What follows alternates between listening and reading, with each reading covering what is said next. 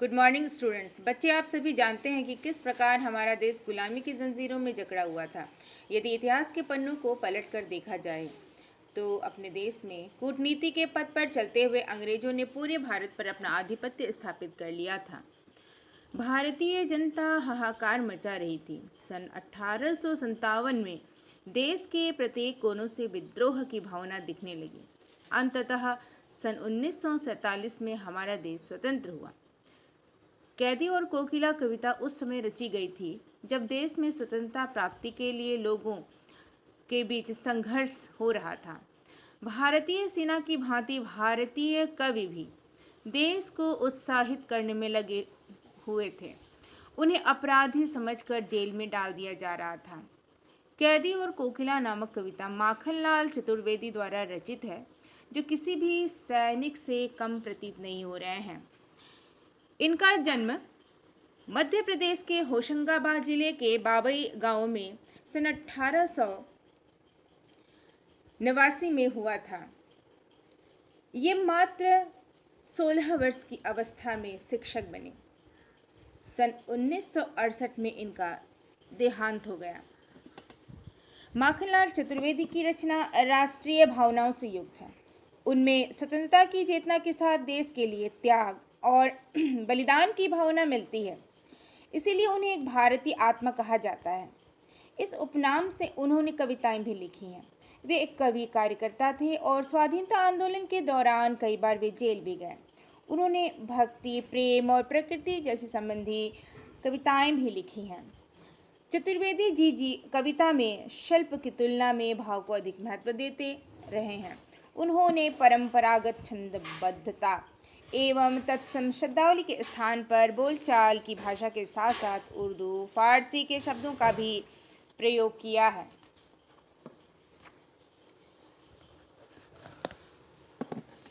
ब्रितानी उपनिवेशवाद के शोषण तंत्र का बारीक विश्लेषण करती कैदी और कोकिला कविता बहुत ही लोकप्रिय रही है। यह अनुच्छेद जो मैं पढ़ रही हूँ, यह कवि की जीवनी के पश्चात आपके पाठ्य पुस्तिका में दी गई है, जो काफ़ी महत्वपूर्ण है। यह एक प्रकार से देखा जाए तो कविता के रूप में यह एक सारांश ही है। इसे पढ़ना अत्यंत आवश्यक है। ब्रिटिश सत्ता जब हमारे देश में अपना पांव पसार रही थी, उस समय हमारे देश की स्थिति और भी दयनीय रही है। व्यापार के उद्देश्य से वह हमारे देश में ब्रिटिश सत्ता कदम रखी और धीरे धीरे धीरे धीरे हम सभी पर अपना आधिपत्य उसने स्थापित कर लिया। यह कविता उसी शोषण तंत्र का बारीक विश्लेषण करती लिखी गई है। इस कविता के माध्यम से यह दिखाने का प्रयास किया गया है कि किस प्रकार भारतीय स्वाधीनता सेनानी जेल में बंद हो जाते थे और उनके साथ दुर्व्यवहार और यातना की जाती थी, जिसका मार्मिक साक्ष्य यहाँ कविता प्रस्तुत करती है। मार्मिक साक्ष्य का अर्थ है कि मर्म यानी कि हृदय को द्रवीभूत कर देने वाले, हृदय को द्रवीभूत करने वाला वह प्रमाण, वह साक्ष्य, यह इस कविता के माध्यम से हम देख सकते हैं। कवि जेल में एकाकी और उदास है। यदि हम देखते हैं कि कैसी परिस्थिति चल रही थी उस समय, कवि जेल में था कैद और अकेला था, उदास था। कोयल से अपने मन का दुख, असंतोष और ब्रितानी शासन के प्रति अपने आक्रोश को व्यक्त करते हुए वह कहता है कि यह समय मधुर गीत गाने का नहीं बल्कि मुक्ति का गीत सुनाने का है। कवि को लगता है कि कोयल भी पूरे देश को एक कारागार के रूप में देखने लगी है, इसीलिए अर्धरात्रि को चीख उठी है।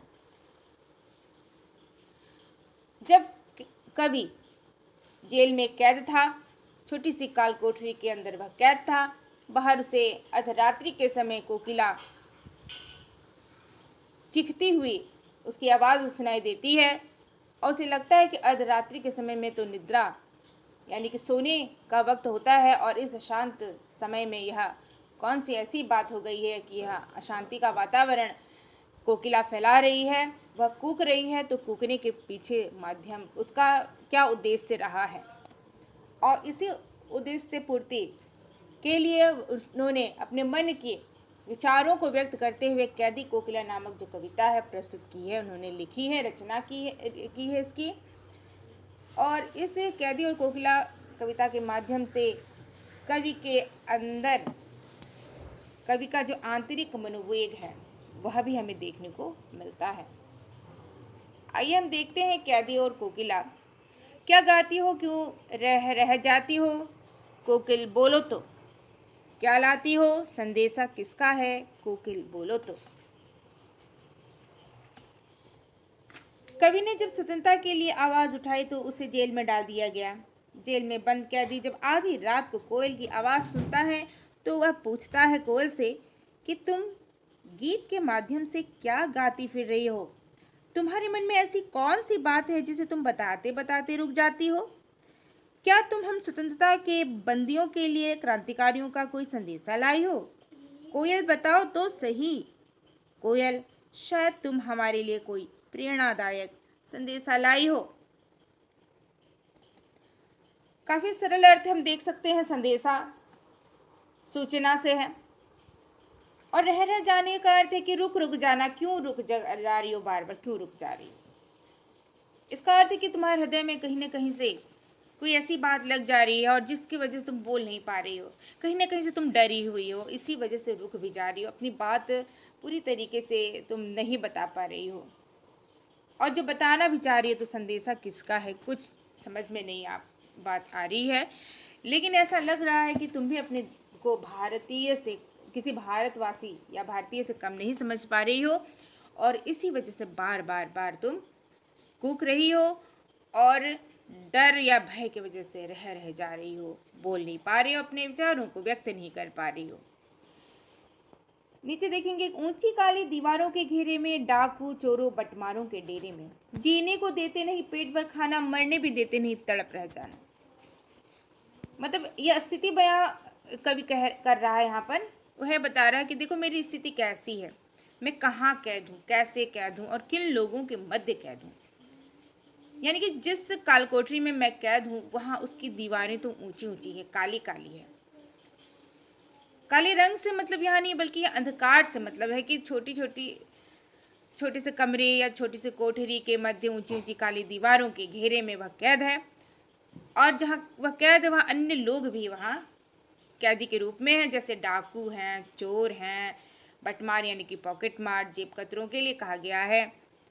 इन सबके डेरे में ही मैं कैद हूँ, यानी कि जहाँ इनका आवास है, जहाँ ये जिस कोठरी में ये रह रहे हैं वहीं पर मैं भी कैदी के रूप में हूँ।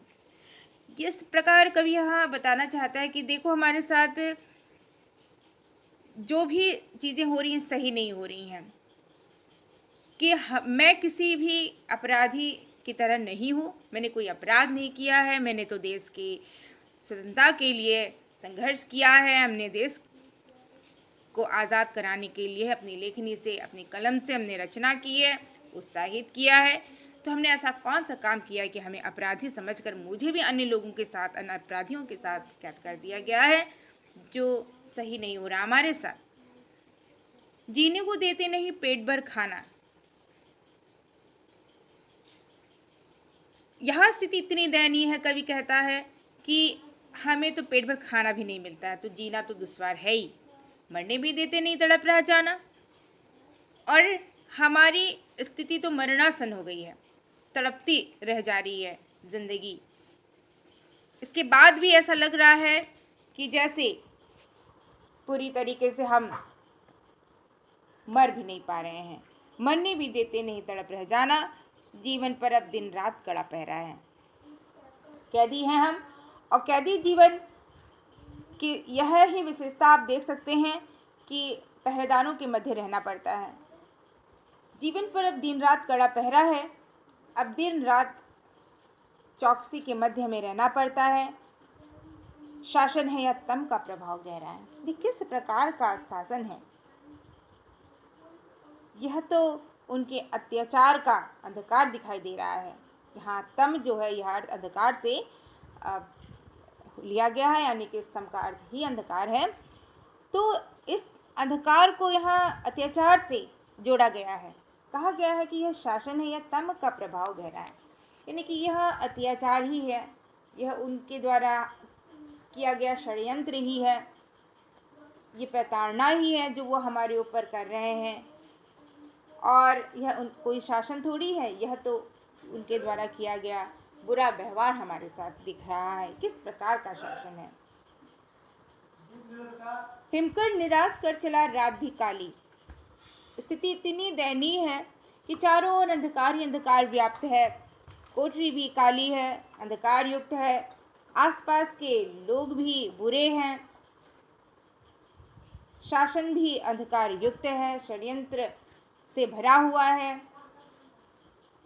हिमकर निराश कर चला रात भी काली। और आज जिस हिमकर का अर्थ है यहाँ चंद्रमा, चंद्रमा यदि अंधेरी रात में निकलता है तो वह उजाला ही देता है, प्रकाशित करता है, रोशनी देता है।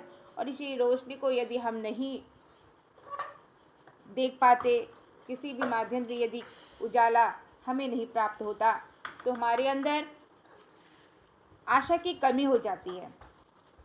अतः हिमकर के न उगने से ऐसा लग रहा है कि आज तो यहाँ अंधकार युक्त रात्रि और कष्टदायक हो गई है। हिमकर निराश कर चला रात भी काली। आज चांद ने भी निराश कर दिया है और रात अत्यधिक काली हो गई है, अंधकार युक्त हो गई है। इस समय कालिमा मई जगी क्यों आली। कालिमा मई का अर्थ है गहरे अंधकारों वाली। वह आली यानी कि वह सखी, इसका अर्थ है सखी। वह कोकिला को संबोधित करते हुए कवि कहता है कि हे सखी, इस अंधकार युक्त, अत्यधिक अंधकार युक्त रात्रि में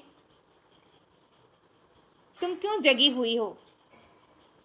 ऐसे समय में तो तुम्हें अपने घोंसले में सोना चाहिए, शांत में बैठना चाहिए, लेकिन इसके बावजूद कहीं ना कहीं अशांति छाई हुई है तुम्हारे हृदय में। और इसलिए ही तुम अर्धरात्रि के समय तुम कूक रही हो, चीख रही हो, चिल्ला रही हो।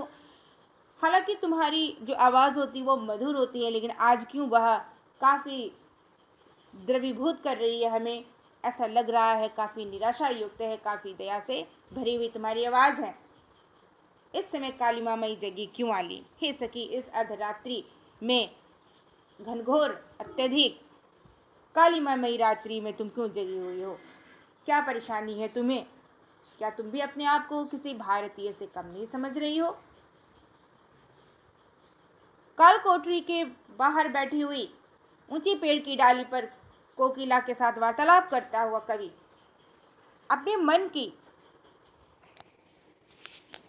वेदना को प्रकट करने का प्रयास करता है। साथ ही वह यह दिखाता है कि कोकिला जो भारतीय पक्षी है वह भी कहीं न कहीं से काफ़ी दुखित है और वह भी अशांत है, क्योंकि भारत में ब्रिटिश सत्ता की बोलबाला है और इसी वजह से सभी लोग अशांत हैं, परेशान हैं, दुखित हैं, द्रवीभूत हैं। क्यों हूक पड़ी वेदना बोझ वाली सी। कोकिल बोलो तो क्या लूटा। यहाँ हम देख सकते हैं कि कवि फिर से संबोधित करते हुए कोकिला से कहता है कि क्यों हूक पड़ी। हूकना, चीखना, चिल्लाना, चित्कार करना, आखिर तुम्हारे हृदय में ऐसी कौन सी स्थिति बन पड़ी है, कौन ऐसी तुम्हारे हृदय में दुख है जिसकी वजह से तुम आज भूख रही हो, चीख रही हो, चिल्ला रही हो, चित्कार कर रही हो। अर्धरात्रि के समय में क्यों तुम निकल आई हो तुम बाहर। वेदना बोझ वाली सी, ऐसा लग रहा है कि आज तुम भारी दुख जो किसी बोझ से कम तुम्हारी आवाज़ से नहीं प्रतीत हो रही है, तुम वेदना बोझ वाली के समान यहाँ दिखाई दे रही हो कि जो दुख है वह बोझ के समान तुम्हें आज प्रतीत हो रहा है। तुम दुख से दबी हुई हो, वह एक भार के समान है तुम्हारे लिए। तुम आज वेदना बोझ वाली के समान यहाँ प्रतीत हो रही हो। कोकिल बोलो तो क्यों, क्या लूटा? कोकिल आखिर ये बताओ कि तुम्हारा किसने क्या लूट लिया? आखिर तुम एक भारतीय पक्षी हो, लेकिन भारतवासियों पर ही तो अत्याचार किया जा रहा है, तुम्हारे पर नहीं। लेकिन इसके बावजूद भी ऐसा लग रहा है जैसे किसी ने तुम्हें ही काफ़ी दुख दिया हो, प्रताड़ित किया हो, तुम्हारे साथ षड्यंत्र किया हो। लेकिन इसके बावजूद भी तुम स्वतंत्र होने के बावजूद भी तुम हमारे साथ हो। आखिर तुम्हें कौन सी परेशानी हो गई है? कहीं ना कहीं से कवि यही कहना चाहता है कि इस भारत की स्थिति काफ़ी दयनीय है और ऐसी स्थिति में कवि भी अपने आप को अशांत महसूस करता है। तो जब कवि की स्थिति ऐसी है तो भारतीय जनता वह किस तरीके से अपना जीवन व्यतीत कर रही होगी, यह बताने का प्रयास करता है। मृदुल वैभव की रखवाली सी कोकिल बोलो तो। मृदुलता एक प्रकार से एक यह विशेषता है, मृदुल मधुर होना, और यह मधुरता कोकिल के स्वरों में ही व्याप्त है। यह वैभव का अर्थ है धन दौलत से है, संपत्ति से है, यानी कि यह एक प्रकार की संपत्ति ही है जो कि कोकिला ही अपने अंदर समेट कर रखती है, संभाल कर रखती है। तो कवि संबोधित करते हुए कोकिला से कहता है कि मृदुल वैभव की रखवाली सी कोकिल बोलो तो, कि तुम तो मृदुलता रूपी धन संपत्ति की रखवाली के समान हो। आखिर तुमने आज इतनी वेदना क्यों पाल ली है?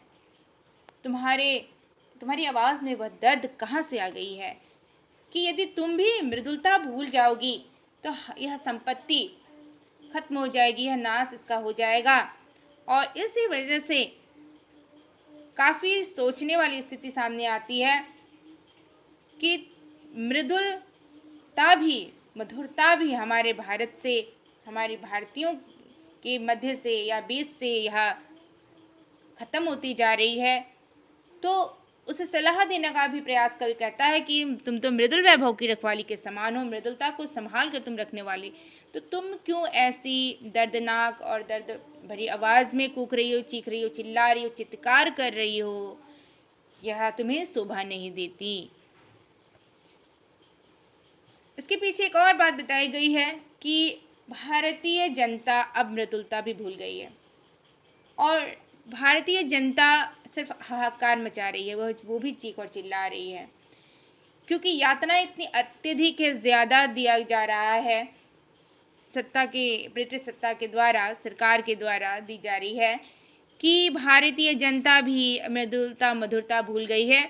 तो इस उद्देश्य से कोकिल यदि इस मधुरता को संभाल कर रखे तो काफ़ी सही है। और ऐसे में कवि ने यह बात कहने की कोशिश की है कि तुम तो हे कोकिल, तुम तो इस मधुरता रूपी वैभव संपत्ति को संभाल कर रखो, आखिर तुमने इसे क्यों खो दिया? नीचे देखेंगे, क्या हुई बावली अर्धरात्रि को चीखी, कोकिल बोलो तो, किस दावानल की ज्वालाएं हैं दिखी, कोकिल बोलो तो। दावानल यानी कि जंगल में लगी किसी भयंकर आग की लपटों से कम इसका अर्थ नहीं लिया जा रहा है कि दावानल की ज्वालाएं। यह अर्थ हम देखते हैं, बावली का अर्थ है कि पगली। कवि कोकिल को संबोधित करते हुए कोकिला को कहता है कि क्या हुई बावली, क्या पागल हो गई हो, पगली हो गई हो कोकिला? हे कोकिला, क्या तुम पगली हो गई हो, बावली हो गई हो? रात्रि को चीख रही हो? अर्धरात्रि को चीखने के पीछे तुम्हारी मनसा तुम्हारी क्या है, उद्देश्य क्या है? आखिर क्यों तुम चीख रही हो अर्धरात्रि के समय? कोकिल बोलो तो। काफ़ी प्रयास करता है कि कोकिल बोले, लेकिन कोकिल, आपको पता है, वो बोलती नहीं है। अब कवि ही है कि वह हर प्रकार की संभावनाओं में ही अपना उद्देश्य ढूंढ लेता है। और कोकिल के चीखने चिल्लाने पर वह यही सोच रहा है कि जब एक पक्षी नहीं शांति से बैठ सकता है तो फिर मानव और भारतीयों की क्या स्थिति होती होगी। और इसीलिए वह बार बार पूछता है कि अर्धरात्रि के समय तुम क्यों चीख रही हो। किस दावानल की ज्वालाएं हैं दिखी, आखिर जंगल में लगी अचानक से आग की लपटों को तुमने देख लिया। यानी कि जंगल में लगी अचानक से आग की लपटों का अर्थ यहाँ कि क्या तुमने भारतीयों पर होने वाले अत्याचारों से उठने वाली वह चीख पुकार की ध्वनि सुन ली है, कि वह किसी जंगल में लगी आग की लपटों से कम नहीं प्रतीत हो रही है।